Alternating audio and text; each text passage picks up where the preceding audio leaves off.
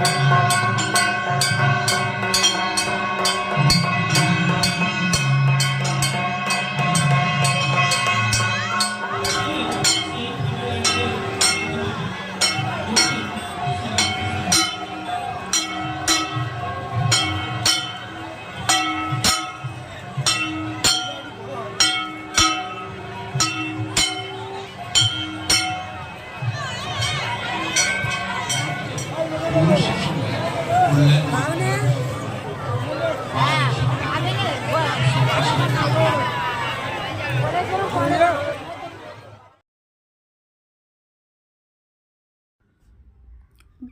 Evening friend, Mou and Sonai ব্লগে সবাইকে স্বাগত। সবাই কেমন আছো? আশা করি সবাই খুব ভালো আছো। আর আমিও কিন্তু তোমাদের ভালোবাসাতে আর মায়ের আশীর্বাদে খুবই ভালো আছি।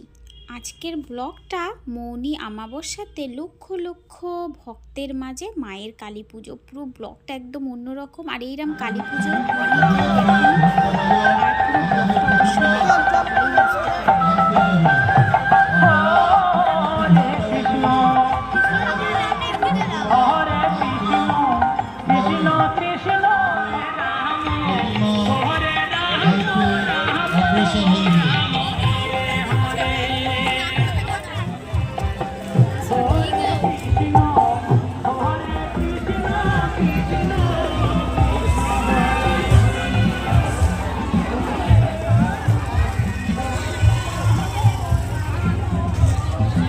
সহতরী নাইয়া মান্ডারি মায়ের নামে 50 টাকা প্রদান দিয়েছে।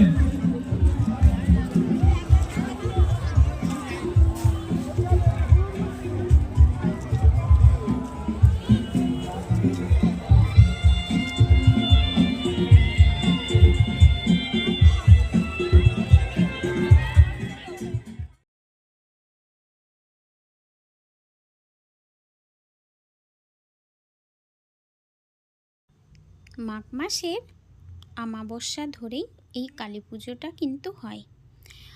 সেটা শনিবার পড়ুক বা মঙ্গলবার পড়ুক আর নাই বা পড়ুক, সেটা কিন্তু দেখবে না, ঠিক আছে? আর একটা কথা এখানে জানাই, মা কিন্তু এখানে একবার ঘুরে দাঁড়িয়েছিল। কেন কি, এখানে যে পণ্ডিত পুরোহিত পুজো করেন তার ফ্যামিলি পরস্পর, মানে ফ্যামিলির পর ফ্যামিলি, তারা বাড়ি থেকেই এখানে পুজো করতে হয়। না হলে মা একবার ঘুরে দাঁড়িয়েছিল, এখানে আলাদা পণ্ডিত এসে পুজো করেছিল, পুজো নেবে না মা। তো এরকমও আমার মায়ের কাছে শুনেছি। যেহেতু এটা আমার মামার বাড়িতে হয়, মামার বাড়ির ওখানে, তো সেহেতু মা সবই জানে। আর এখানে 12 বছর 14 বছর ধরে মায়ের যে মূর্তি পড়ে সেটা কিন্তু লিস্ট বানানো হয়ে আছে, যে কে নেক্সট বছর যে মায়ের মূর্তি দেবে সেটা কিন্তু ঠিক করা আছে। কেউ যদি এখন মানত করে যে মায়ের আমি মূর্তি দিতে চাই, তো সেটা কিন্তু সেই 12 বছর কি 14 বছর পরেই কিন্তু তার নামটা লেখা থাকবে। তো এই রকম সিস্টেম এখানে পুজোর। তো মায়ে অনেক জাগ্রত মা, বুঝতেই পারছো, দূর দিগন্ত থেকে এখানে কিন্তু মায়ের এই কালী পুজো দেখতে আসে। আর সবাই জানে কোন দিন এই কালী পুজোটা হয়। তো মণ্ডপের চারপাশে এরকম বসার, মানে থাকার জায়গা করে দেয়। সারা রাত, যত রাত বাড়বে ততই কিন্তু ভক্ত আরও বাড়বে। দূর দিগন্ত থেকে এখানে ভক্তের মানে ভিড় বেড়ে যায়। আর মেলা হয়, সেটাও কিন্তু দেখার মতো। তো মেলাটা তোমরা দেখো। আশা করি আজকের ব্লগটা তোমাদের একদম অন্যরকম লাগবে। আর এখানে দেখো মায়ের ভক্তরা দূর দিগন্ত থেকে কত ভক্ত দেখো, মানে আর বসার জায়গা নেই। যত রাত বেড়েছে বন্ধুরা, ততই ভিড় বেড়েছে। তো তোমাদের পুরো ব্লগটা দেখতে থাকো। আশা করি তোমাদের মনের বাসনা অবশ্যই মা পূর্ণ করবে। এই কালী পুজোটা মাঘ মাসের আমাবস্যা ধরে যেহেতু হয়, সেহেতু কেউ যদি তোমরা যেতে চাও নেক্সট বছর মায়ের কাছে দর্শন নিতে, তাহলে শিয়ালদা থেকে নামখানা বা লক্ষ্মীকান্তপুর ট্রেনে করে গোচরণ বলে স্টেশনে নামতে হবে। নামার পরে ওখান থেকে বাস বা ভ্যানে করে যেতে হবে মনসাতলা বা বেলপুকুর ঘাট।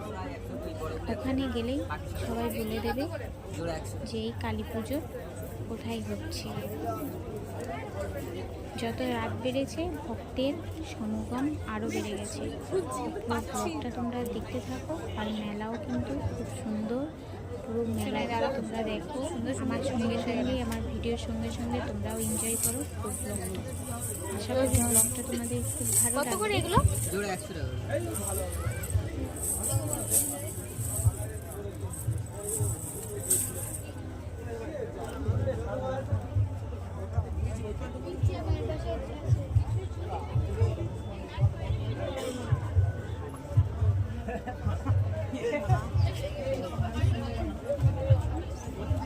আর এগুলো 80 টাকা। আপনি কোথা থেকে এসেছেন? বারুইপুর। আপনার মুখটাই তো দেখতে পাচ্ছি না। আর এগুলো ওই 80 টাকা জোড়া, 80 টাকা।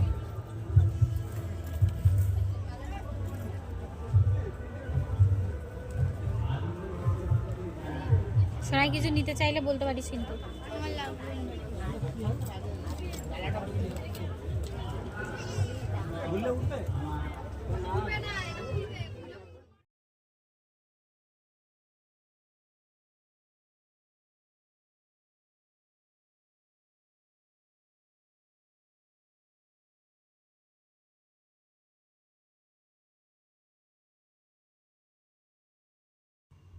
চলো একটু মেলার ভিতরে তোমাদের দেখায় যে মেলায় কীরকম বসেছে আর কীরকম ভিড় হয়েছে। প্রচুর ভিড় মেলাতেও, মেলার ভিতরে। আর এটা কিন্তু চাষবাস হয়, সেই মাঠের মাঝখানেই কিন্তু এই যে মেলাটা বসেছে। তো এটা পুরো মাঠের মাঝখানেই হচ্ছে। তো আমি একটু শর্ট করে তোমাদের দেখিয়ে দিই কত কি মানে বসেছে দেখো। আর মানে পুরো মেলাটা যে বসেছে না, প্রচুর দোকান, মানে দোকানের শেষ নেই। তাও তোমাদের একটু দেখিয়ে দিই, প্রচুর দোকান নিয়ে বসেছে। এত দেখানো তো সম্ভব নয়। শোনাই কি কিসটা দেখো, ওরা এখন এখানে এসে এইটাই চয়েস হয়েছে ড্রেস, আর অনেক সস্তাও ছিল কিন্তু। কোথা থেকে এসছেন দাদা? সব বারুইপুর। বারুইপুর কোথায়?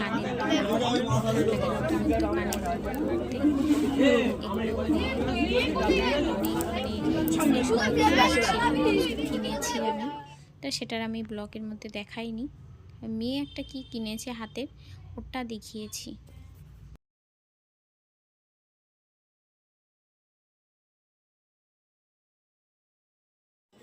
মেলার মধ্যে থেকে দুটো সাইকেল চুরি হয়ে গেছে, চাবি দেওয়া অবস্থায়, তালা লাগানো অবস্থায় দুটো সাইকেল চুরি হয়ে গেছে। চোরও আসে তার মানে। সুন্দরটা দেখছেন, মেলা ঘাট বসিয়েছে। তো আমাদের ওদিককার মতন বটি বানিয়েছে রে শোনাই। অবশ্যই কিন্তু জানি।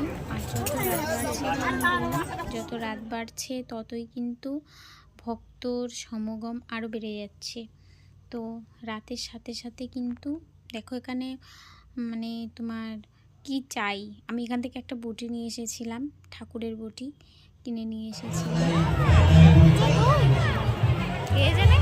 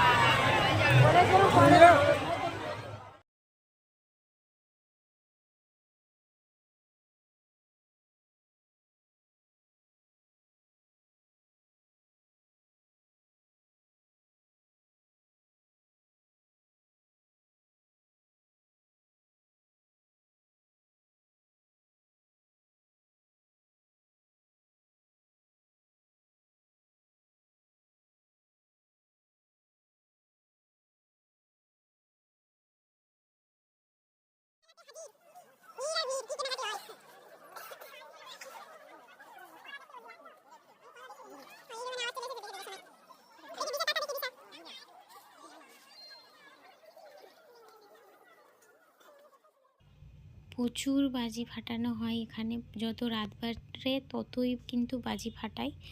তো আমরা অনেক রাত্রে